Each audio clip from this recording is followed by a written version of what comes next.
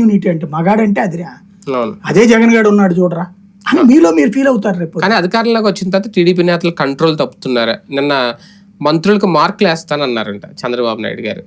దాని ఉద్దేశం ఏంటి? త్వరలో అన్న మళ్ళీ కేబినెట్ పునర్వ్యవస్థీకరణ లాంటిది ఏమన్నా ఉంటుందా?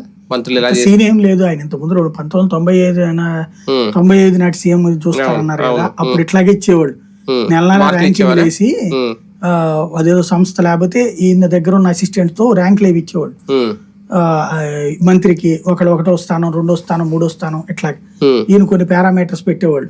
ఒకటి టైంకి సెక్రటరీకి వస్తున్నాడు లేదా, పని చేస్తున్నాడు లేదా, ఎన్ని ఫైల్ క్లియర్ చేశాడు, అదే సందర్భంలో డిపార్ట్మెంట్ తో ఇంటరాక్షన్ ఎట్టా ఉంది, గ్రౌండ్ లెవెల్లో తన అడ్మినిస్ట్రేషన్ కారణంగా మంత్రివర్గం ద్వారా పని ఏం చేసగలిగాడు ప్రజలకి, ఇట్లాంటి ఒక 5-6 పారామీటర్స్ పెట్టి మొత్తం 10 పారామీటర్స్ పార్టీ వాళ్ళకి ఎట్లా పని చేస్తున్నాడు ఇవన్నీ కలిపి 10 పారామీటర్స్ పెట్టేసి దాంట్లో ఆయన మార్కులు వేసేవాడు.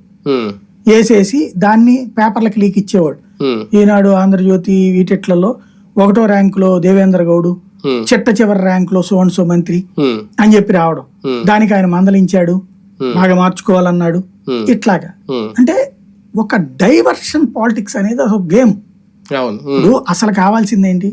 తల్లికి వందనం ఏంటి? వాళ్ళ స్కూల్కి పిల్లలు పోవట్లేదు, డబ్బులు కట్టుకునే పరిస్థితి లేదు, లేదా గవర్నమెంట్ స్కూల్కి పోదామంటే అది ఎట్లుంటుందో తెలియట్లేదు ఇప్పుడు. లేదు అంటే గనక నెల 1500 అన్నది ఆగిపోయింది. లేదంటే గనక ఏడాదికి 15,000 రూపాయలు ఫిక్స్డ్ గా చేతికి వస్తున్నటువంటి దానికి బదులు వీళ్ళు 18,000 ఇస్తానని నెలకి 1500 అదేదో వస్తాను ఆశ పెట్టుకున్నారు.